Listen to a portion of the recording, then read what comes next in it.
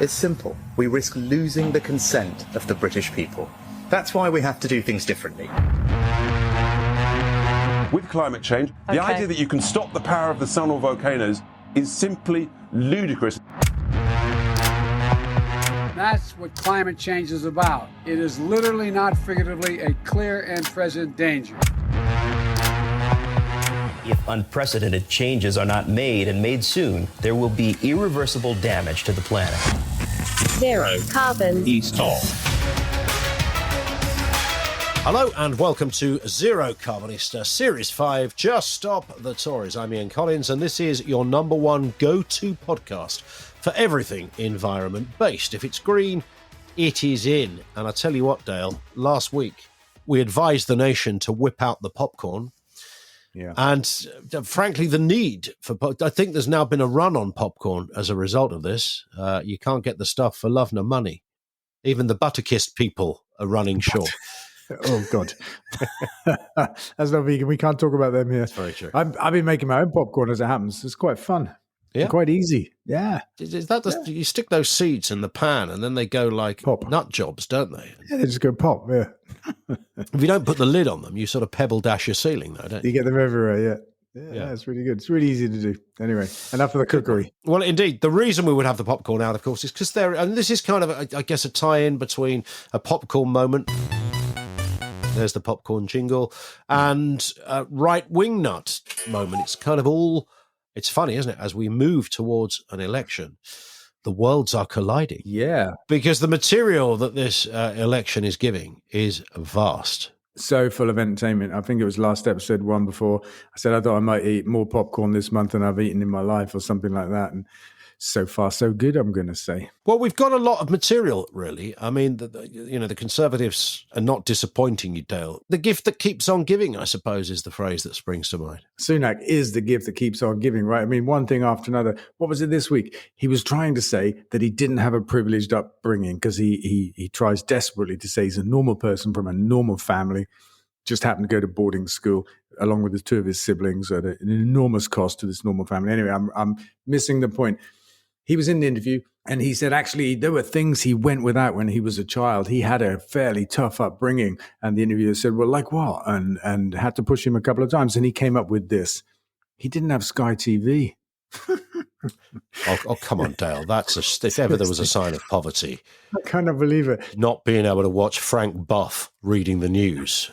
In the early days of Sky, that was the one, wasn't it? There are millions of people in our country that can't feed themselves or their families, which is not a laughing matter, right? And child poverty has gone through the roof under Rishi Sunak. He says, that's fine. I didn't have a privileged upbringing. I'm with you. I understand what it feels like. I didn't have Sky TV. Fuck's sake. He's got no idea, is it, what he's saying? I mean, every time he tries to connect and act normal, he just looks completely detached. Well, do you remember...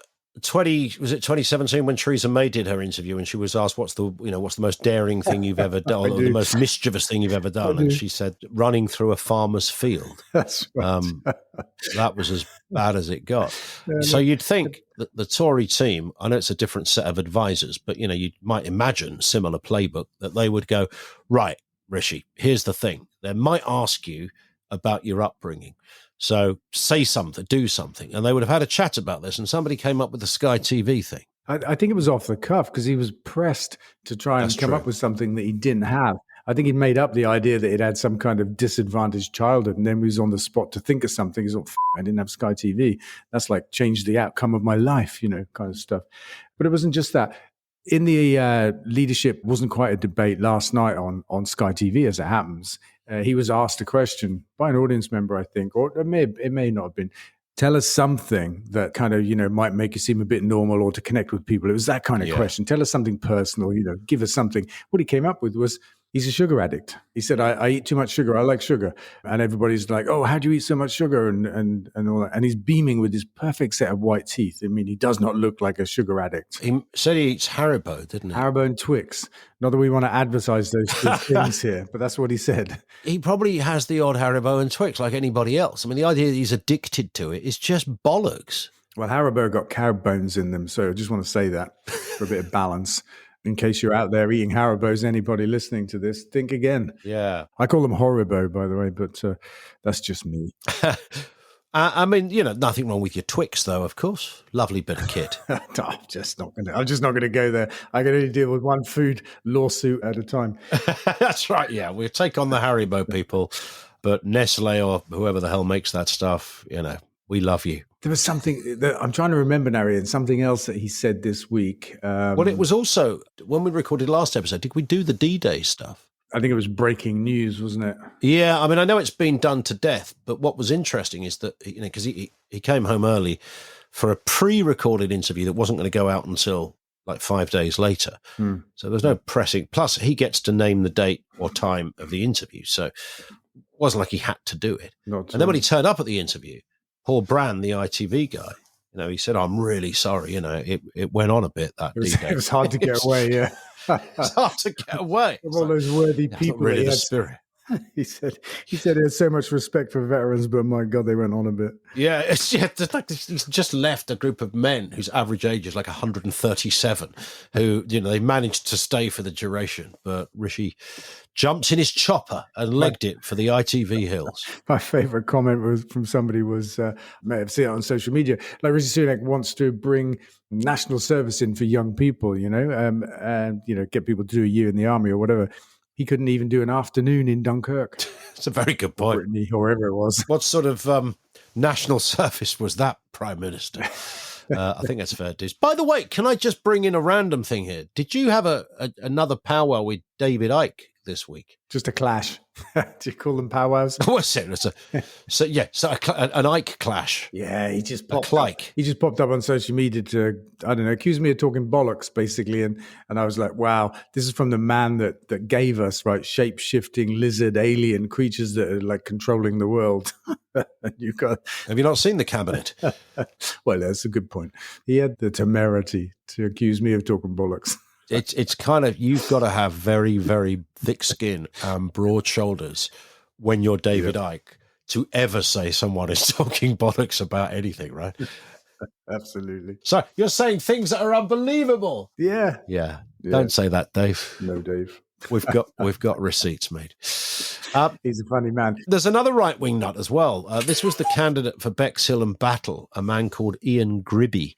Apparently made some comments about women being the sponge in gender. That was amazing. I guess we shouldn't be surprised coming from where he does, the Reform Party, they're a whole bunch of unreformed people, really, aren't they? There's nothing but scandal after scandal about the things that some of their candidates have been saying. But women are the sponging gender. And I think he went deeper. He said men make 80% of the money and women spend 20% of the money, and they should basically kind of shut up. And did he also say that women should be deprived of healthcare? I think he might have done. Big apologies if somebody just made that up on social media, but the sponging gender thing.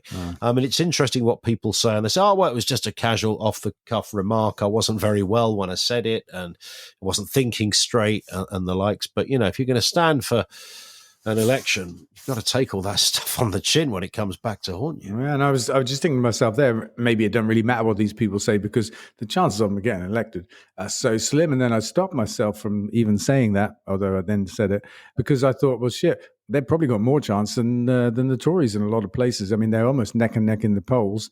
And so it kind of does matter what kind of people they are that are standing in the unreformed party. Well, there's a sort of a right wing off going on, isn't there? The Conservative Manifesto was released this week. No surprises in it, were there? One of the things they pledged to scale back green levies and fast track nuclear. Yeah.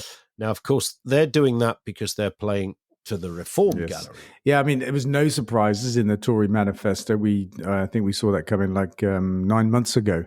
Because there's nothing new in there, right? More North Sea oil and gas, less green stuff, and Rishi Two Fleets, we have to call him now, because he's planning 2 fleets of small nuclear reactors, because one, obviously, is just not enough. Rishi Two Fleets. Wouldn't that be lovely if that literally was his name as the Prime Minister? I might even vote for him. Let's make it so. Let's just keep calling him Rishi Two Fleets. Rishi Two Fleets. How you doing? Well, that was good. So they're rowing back on the green levies. None of this is going to make any difference because they're not going to be the government. That's the other thing that's worth saying about the Tory manifesto. Straight in the dustbin, please, because, even if you read it, it doesn't matter. Even if you believe it, it don't matter.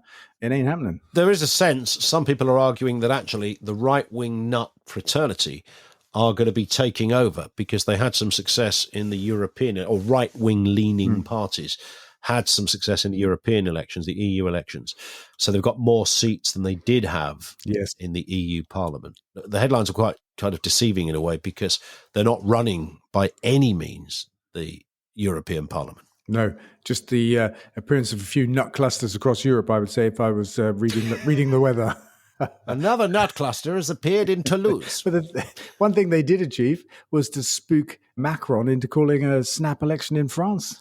Well, yeah. I mean, I don't know what the cut of his jib is like, Monsieur Macron, but I do know that he was clearly sufficiently spooked by something to go, I've got to go to the country, which could mean that Marine Le Pen ends up running the place. And that would be a curious place to find the powerhouse of Europe. Wouldn't it indeed? That's all I got. That's going to go on their literature. Wouldn't it indeed? Here's a question from Gina who says, Dale, where can I buy one of your Voting is Hot AF shirts from? I'll try and get them on the FGR shop because it's the one online retail shop we've got for T-shirts and stuff like that. So we'll try and stick them on there, Gina. Question from Simon. Your critics say you've had £110 million of government subsidies. Government substances. That's why. Well, they're really giving stuff away over there at Tory HQ. That's why I laugh so much. Here's some glue. Subsidies. This accusation comes up from time to time. You've just taken, the reason you love all this green crap is because you take the money, Dale. That's the accusation. Yeah. I know. It's bollocks. Yeah. I mean, I've had no government subsidies. There are no government subsidies for green energy, and I mean, it's all guff. It's all guff.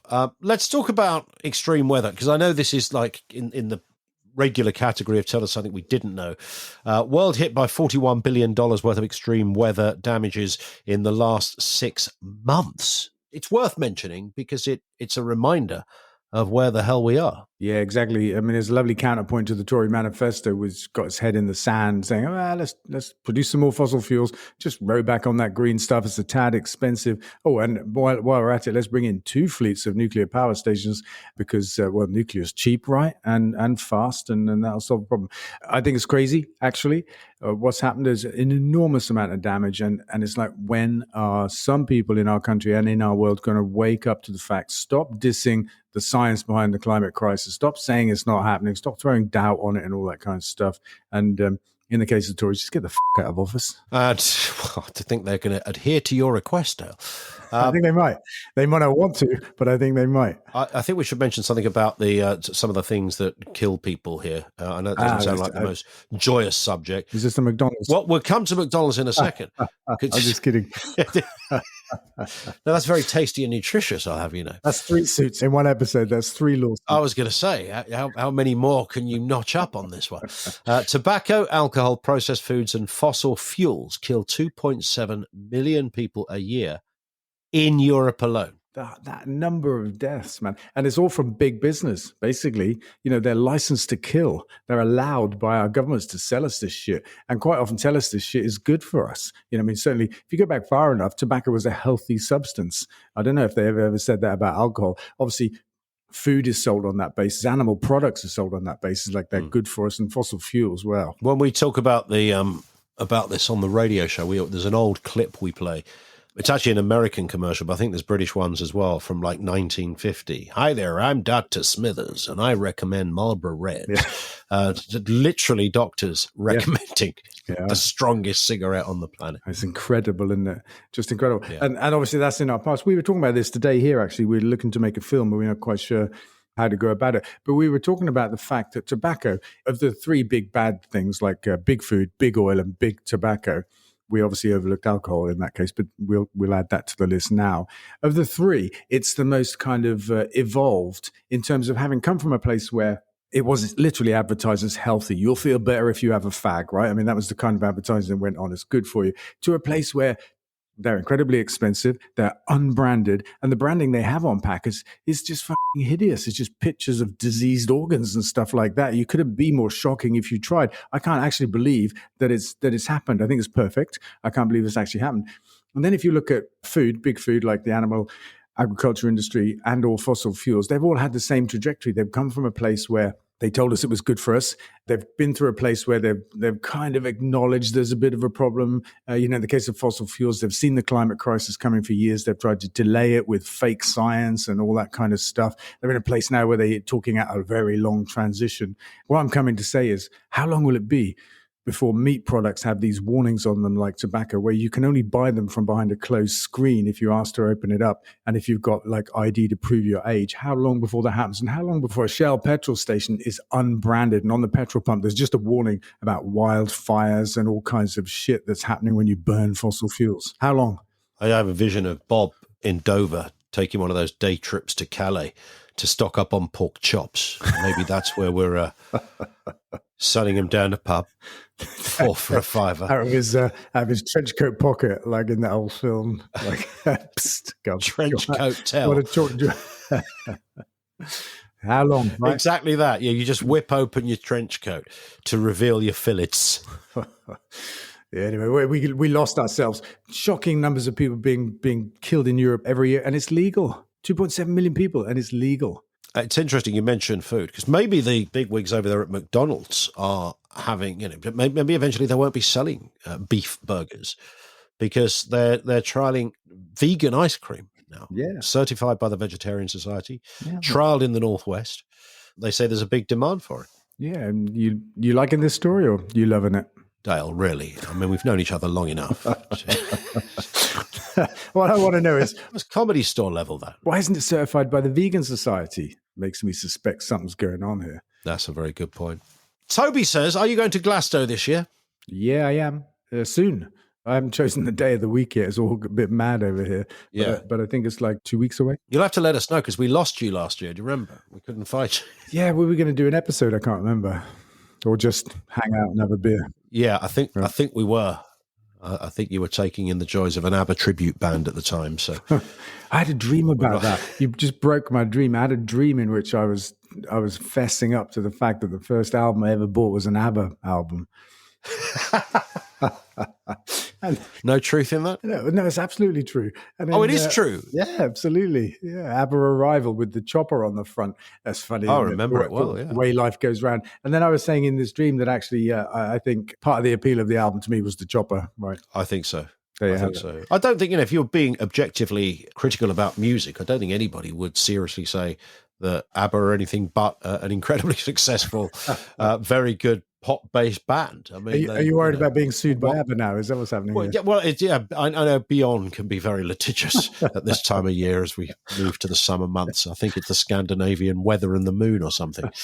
And finally, we should mention this now, Just Vote 24. Oh, yeah. Because you've been flashing stuff up on the Houses of Parliament. Gail Porter style. Yeah, we were in London this week. I think it might have been Tuesday night, and I met the team on the, I think you'd call it the South Bank. It's opposite the House of Commons, down by the river. But by the time I got there, the cops had busted the gig.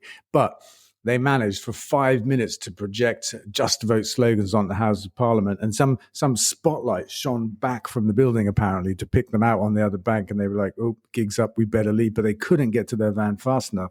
The cops had hot-footed it around from the House of Commons and kind of shut the thing down. And then there was a weird thing going on, because I got there and saw them. They must have been held there for somewhere between 1 and 2 hours while the cops waited for what were known as the diplomats to come around from the House of Commons and just tell our people off, to tell them why it wasn't nice what they did or something, because it wasn't actually illegal, apparently.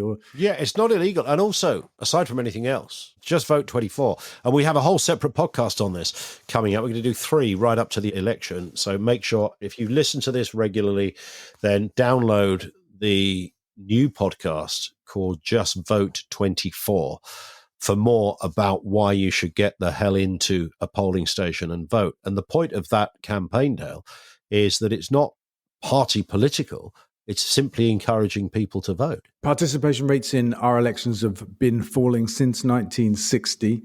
The Conservatives have taken steps, I would say, to suppress voting even further with this new legislation called Voter ID, something or other. It's aimed particularly at young people, or at least it disadvantages young people more than it does older people. And I think there's a particular reason for that. Really, the campaign is just say to people, look, voting is a superpower. It comes around once every 5 years. Conservatives are actually trying to make it hard for you. Don't let them steal your voice. Like, jump through the hoops, get ready, and actually turn out and vote, because it's the only way that we can take control of our country back. I've heard that slogan somewhere else before, but hopefully it'll go better for us than it did for them. There it is. Download that podcast now. Just Vote 24. And if you're not registered, get on with it, because there's days left to register. Otherwise, you won't be able to. And this is the most, I've got to say this, the most important election of our lifetimes. If you're alive today, this is the one. We're halfway through the last decade the UN said we had in which to act to head off 1.5 degrees or more. We've failed on that front already, but it could still get a lot worse. And we've got 5 years left. We've spaffed the first 5 years up the wall with Johnson, Truss and Sunak. It's vital that we get a different outcome this time. Simple as that. Just vote. Just f***ing vote. That's what should be. Should have put that on the Houses of Parliament. Oh, you know what? The SAS would have shown up. I've just got to say this. For me, it was the most amazing irony on the night, right? That we're a pro-democracy campaign trying to encourage people to take part. We use the home of our parliament, our democracy, as a tool to get the message across, and we were shut down by the cops. I mean, that's why I thought that was quite incredible, because there was no, partisan point, nothing offensive, nothing weird, and telling people to vote on the side of the Houses of Parliament. I mean, if ever there was a kind of a piece of neat synergy, you might think that was the one. But clearly the old Bill thought differently. Dale will speak in a week. I cannot wait. Don't forget, of course, follow Dale on social media, twitter.com/DaleVince, facebook.com/DaleVince, and on TikTok too. You gotta love it.